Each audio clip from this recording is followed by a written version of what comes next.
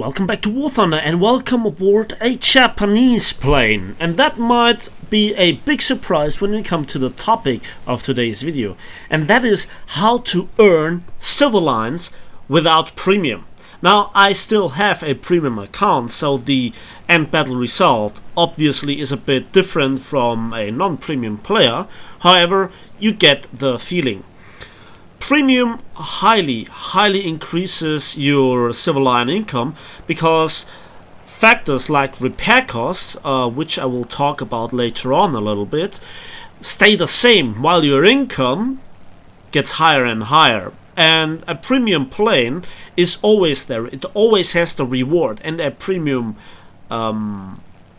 account obviously also benefits you for every battle. So to put all your eggs into one battle, to which I will come a bit later, is always a bit difficult. So the question was raised by one of my subscribers, and I did a silver line video guide of how to earn silver lines, and I recommended the German premium P47. And that has many reasons that I also will talk about here about the A6M5, which is a not very particular, specialized plane for getting huge income. But you'd be a bit fooled, because a lot of the facts that you have to look at when you talk about income, it's not just about income, it's also saving silver lines. So obviously if you are in tanks and you're playing a Leopard and you're firing nothing but heat FS, where the shell cost is 1,400 silver lines, something like that, and you fire a few of them but you don't kill anything, and because you fire through bushes, fences, yada yada yada, and they just detonate prematurely, you literally don't get your money worth out of those shells. So what would I still recommend for people that play without premium, haven't watched the previous semi-guides, yada yada yada? Well, there are still ways that you as a free-to-play player can get your hands on a premium aircraft. And they actually don't require too much work. On the other hand, if you calculate it through for time invested, yada yada yada, maybe you should invest those $2 or $3. But aside from that, you still can play this game for free. It's a free-to-play title without paying anything, and this is the today's approach. So obviously the direct ways of winning is killing a lot of enemies, maybe AI units, whatever, and get as many battles per day as possible. At the end of the day, the factors for winning many battles or fighting many battles is higher than one long battle. So for example, enduring confrontations is not paying off. We will see how this pays off in World War mode. So let's start from the beginning. First of all, I recommend playing planes, and as of that I recommend Axis aircraft, to the surprise of many of you, even the Germans, and that has to do that you also want to win the battle. As far as I know, that gives you a 50% bonus compared to losing the match with the very same battle performance. Then the next approach would be the daily login, and with this approach you can diverse into many directions. First of all, the daily login gives you silver line boosters, and you can activate them in a plane or a tank, and usually you get either boosters with like 10, 15, 20% that last for a few battles, usually something between 5 up to 20 battles, and they further increase your income. So there are poor man's version of a premium account for a certain amount of battles. Furthermore, you can also, if you continue your daily login, you get those super rewards or big rewards, and with that there comes Golden Eagle battle wagers. Now with that you have to go in a plane that you feel comfortable in, with teammates that you can rely on, and you simply have to win something between 15 up to 25 battles in a row, or at least without having more than 2 losses within those winning streaks, so that you can get a certain amount of golden eagles. And with those golden eagles you then can purchase certain premium aircraft. Now watch this. Bias hit here. Beautiful. I love Japanese aircraft. Okay. I'm sorry about this. I just love flying Japanese planes. I haven't done it in too long. I should do that more often. So then with golden battle wagers you could buy either a premium plane or a premium account. So if you have 1 day of playing, you could use that entire day, for example, or even a week. I guess it's purchasable. And I think it's in October where Gaijin gives you actually a up to 50% discount on, buying a premium account for a month or a year. And when you have collected enough golden eagles with winning battle wagers by logging in on a daily basis over a longer period, I guess it's every 30 days, something like that. Correct me if I'm wrong, or every 2 weeks, something like that. You then can purchase yourself a premium account for a year. That is quite something, and technically it's for free, if you don't count your time being invested. Then there are also orders and wagers. So orders like Blind Hunt, if you then kill this guy, it gives you an extra amount, and that also is multiplied by the boosters that you have activated. By the way, do not stagger Silverline boosters, because you get a penalty. The more you actually stagger, the bigger the penalty is. Yes, I know it's fantastic to stagger 2 800 Silverline boosters on top of each other, then have a fantastic game, and that then is really worth showing on YouTube for the end battle result. But it's better to play 2 battles with those with 1 800 Silverline boosters each than to just waste a bit of the effect. By the way, you notice more of the impact of a Silverline booster for a non-premium player than you notice for a premium player. That's the way how it is calculated. Then there are also the war bonds. So every day you just play the game and you have orders, and they are called war bonds, and you can collect them, and for 200 war bonds you then can purchase yourself boosters. Now you roll a little bit the dice if it is a Silverline booster or a Silverline or experience booster. And you also, if you play for a month and you gather enough, you also can get yourself hands on a premium plane / a premium tank, but that requires, I guess, a lot of playing. I did that like half a year ago. I tried it out for myself. It is worth it for somebody that really insists of not paying but wants to get the hands on some premium stuff. Then, by the way, those boosters from the war bonds are unlimited in terms of time, so you can collect them. And when then at some point you get your hands on some Silverlines and you purchase yourself a week of premium or a day of premium, together with one of the aircrafts from the war bonds, probably, you then can, put them out and have massive results. You can really farm Silverlines. Also, play together with players that are experienced in a squad and tell them that you want to get your Silverlines. They can cover you. So if you make a mistake in one of those battles where you have a big Silverline booster, by the way, please don't get nervous when activating a big one. Just play the game and try to do your best. Well, then they can save your butt and also, you know, prepare kills for you. So, by the way, you also have to calculate it a little bit like time versus income, so silver lines per hour, and maybe you should also fly back to the airfield and bail out if you have an unwinnable battle in front of you. There is the term, yes, never give up, but that's expensive. And watch so Japanese machine guns, man. Yeah, critical hit with the 7.7s, and I finish him with the 20s. Nice!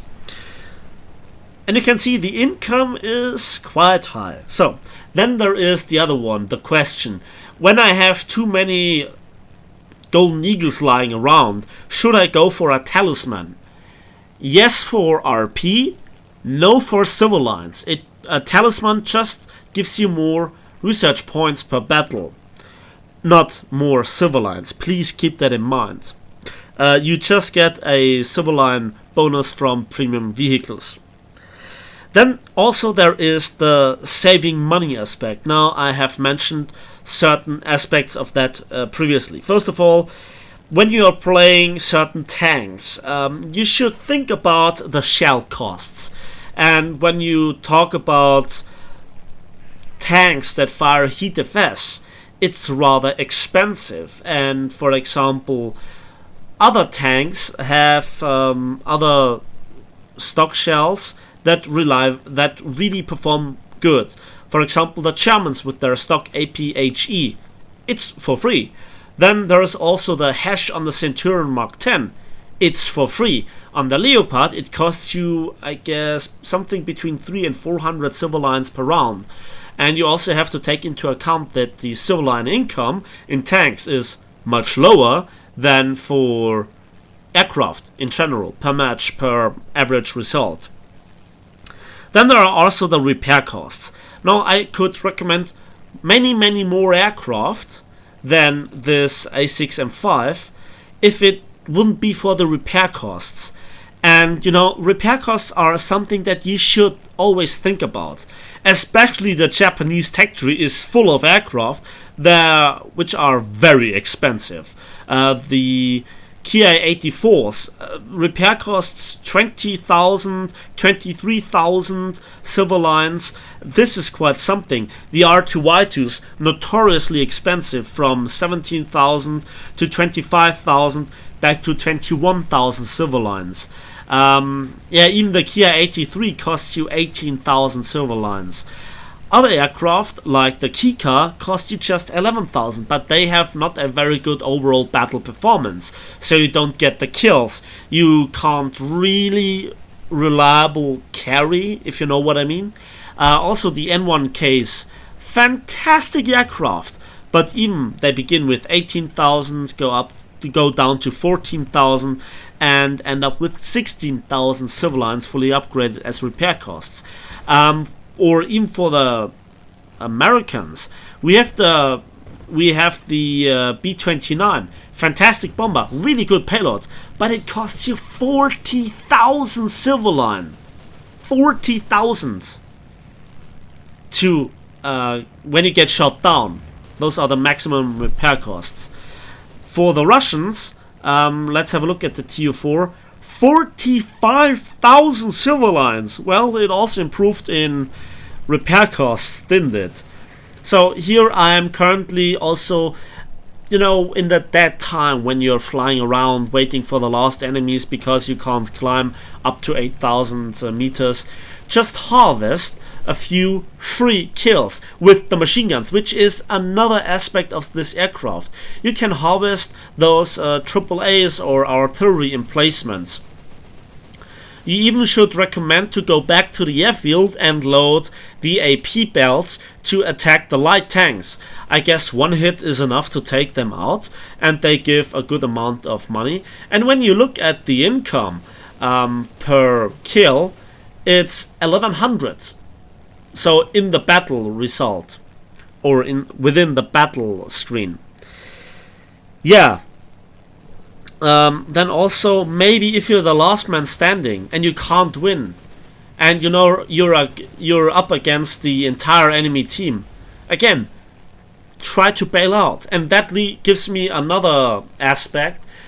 If you really want to save money and maximize your income and really want to have everything in your hand, don't fly planes that have a air spawn like the F-84 and the Arado, you know, because they have an air spawn, so you literally can't bail out. You either have to win the match or survive it in any way, shape or form, or you have to pay the repair costs. You can't bail out. So I actually hang around long enough for you know, finding out that the last Russian bomber actually, or one of the last Russian bombers, spoiler alert, is actually flying low. So yeah, that's one downside of the bombers, that you can't change altitude very effectively or fast, except if you're, you know, crashing down. And this is why saving my cannon rounds was very important.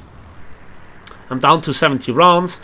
I tried to hit this wing, but my aim is a bit potato, and I hit more or less the fuselage all the time. But it's enough to give him a list. I'm firing with my machine guns, and now there's something critical. Something critical happened. My engine block got damaged, but it is, you know, not down, and I'm not getting any overheating warning or oil leak warning. So I think I'm going down, and I'm trying to maximize my income, and I strafe some of the AAAs. Immediately I can feel the lack of power output from that engine. But again, I go for another strafe, and I actually get a kill assist on a AAA truck. AAA truck actually requires a minimum amount of machine gun rounds. So does the vehicle when the battle goes on and those new targets appear. And they're actually worth strafing or dropping a bomb on. Other vehicles like the Arados have the advantage of getting an air spawn and actually more or less reliably can bomb a base. So when you talk about the C3 variant, you first can swoop in, destroy a base, get a safe portion of Silverline and RP, and then try to hunt enemy fighters. And with the Arado, I made a video about it. It disturbs the enemy's climbing phase. That then furthermore gives your team an advantage, and that also leads to more wins on average. But again, it's a relatively high BR plane. In fact, it's a jet, so not everybody does have access to it, and grinding for it costs you then as well money. So again, then there is also, again, I have to repeat it, the more matches you play, the higher the average income is. Okay, even if you have successful matches, so even if you can squeeze out 2 more kills after you already have 3 kills, is not as valuable as winning in the same time 2 games with 2 kills each. So this is the way War Thunder calculates the income. This is why long matches actually don't pay off. Again, like Enduring Confrontation, or maybe in a future World War mode. Again, I don't know how the income is.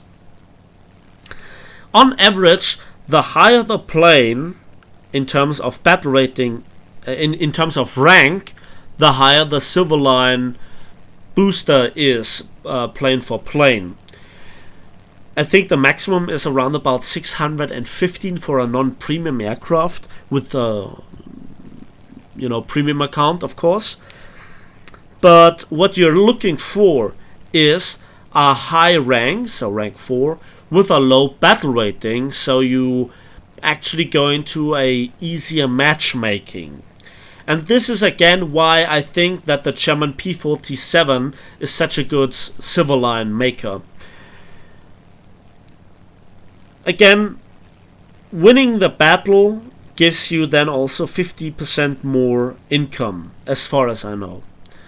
And then we actually come to a factor that you can't really predict. And that is, do you get into a mixed match? Mixed matches are unpredictable in their outcome, in the climbing paths of the enemy, in which enemy you will face. By the way, I'm not giving up. I just want to make it home. I want to save the plane's repair cost. And even if I have to sail right now, I would try to roll in towards the airfield to maybe get into the repair zone. Certain repair zones are surprisingly big. So that's practically all that I would, talk about of certain recommendations. And the plane that I play here is again a very particularly interesting for the Japanese ones, as it has a high civil line modifier, but it has a relatively low battle rating. So the plane is rank 3 with a battle rating of 4.3, and it has a civil line reward modifier of 570% with a premium account. Even if you would calculate that away, it would be 380%. That's not too bad, and you get decent income overall. So while it is not the highest one, I still recommend it. Then there's also repair costs. It's relatively cheap for a Japanese one, 12,000 civil lines. Yeah, there are cheaper aircraft, but they are in other nations with overall less win percentage, I'd say. And again, it's the reliability of going match per match. This is what you want to look for. And again, you win a lot of your battles with the Japanese. In arcade though, those aircraft, they are too slow for arcade. The Germans really rule, and the British, of course, are also a nation to behold. How do the Italians stack up? Well, I have not played too many of them. I can tell you that the G55S is a fantastic aircraft, not too expensive either in repair cost with 13,000, 800% reward multiplier, but again, it's a premium vehicle. For the other ones, they also have quite a nice income of 615 for the C205N2, but again, the repair costs for this stock vehicle, or nearly stock vehicle, is around about 13,000, and you don't have the same income as with the G55S. So you always have to look at the rank, the battle rating, the civil line reward modifier, and how well you play the vehicle, how many good games you have over like 20 matches.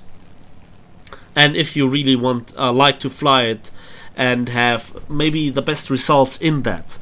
So this is something that I would recommend. If you are very bad in your boom and zoomers but very good in your turn fighters, then maybe you should stick to a turn fighter instead of going for that boom and zoomer that has the higher modifier by just 30-40%. And that's the real essence of what I would recommend. Then there are AI units, and I'm not just talking about AAA and artillery that do not shoot back. Well, AAA is a bit of a different story. You shouldn't harvest the AAA on a main enemy airfield, let me tell you that. But, that's not too bad. But then there are also the AI planes, and they are a bit tricky because they have defensive gunners. And more than just once, I wasted a lot of ammunition and I wasted my plane on them. The civil line income is pretty good. I guess they are more similar to real player kills in terms of civil line reward than the RP, which is very low, but you still can make quite a buck with them. But then again, it depends on the plane. So maybe we should think about the Horton. Great guns, decent amount of ammunition for them, and a good punch in them. But then again, we have the Horton with yeah, not the very best reward, so just 480%. But then again, it has relatively low repair costs in Air Realistic, with just 11,300 silver lines. So again, you know, the arguments vary. It depends which nation you have. Props versus jets. For tanks, if you insist on playing tanks, there was this secret tip that now no longer is secret with the Jumbo Shermans, especially the first one, that I think is pretty good armor-wise, and you get also silver lines from bouncing shells and from capturing points and again winning games. But again, versus planes, the income is not that good. Furthermore, there are achievements that you can unlock. For example, Thunderer, if you're the one that destroys the most ground units, that gives you an extra 4,500 silver lines. Survivor, Bulletproof, multi-strikes, all that adds up together with the multiplication by boosters, and again, preferable a premium account, but even then the income is quite significant. So if we sum it up all together, you want to fly a plane with a low repair cost at low battle rating but high rank with a decent silver line modifier. You want to combine a good game and more good games with also achievements and boosters. And I just hopefully explained enough how you could acquire all this. This is all possible without spending money. So now let's have a decent look at the post-battle results, and we can see out of 50,000 silver lines without a premium account and without a booster, I made 238,000 silver lines because I have minimal ammunition costs and the plane was not destroyed. That's pure profit. You know, you can fire quite some heat defense shells with that. The 10,000 RP were down to again the premium account and the talisman that I actually won. So in all those little things add up. Yes, plane kills are the most rewarding, and even the ground units have different values. Heavy AI units have more value in terms of being destroyed than certain AAA or artillery emplacements. And if you look it up, the pure profit was actually over quite some time, so it took me like 25 minutes to play that battle, so it was right at the edge of being acceptable. It's possible to think about that I just should have landed and bailed out after I landed with the damaged engine. But that's down to your personal preference, and it's just purely about the silver line income. I'm not talking here about the spirit of, you know, never give up and so on. So finally, that's it for me today. I hope you enjoyed the video. Let me know your secret tips and tricks how to earn silver lines. Please give this video a like if you did, subscribe if you want to see more, and we will see each other in the skies of War Thunder.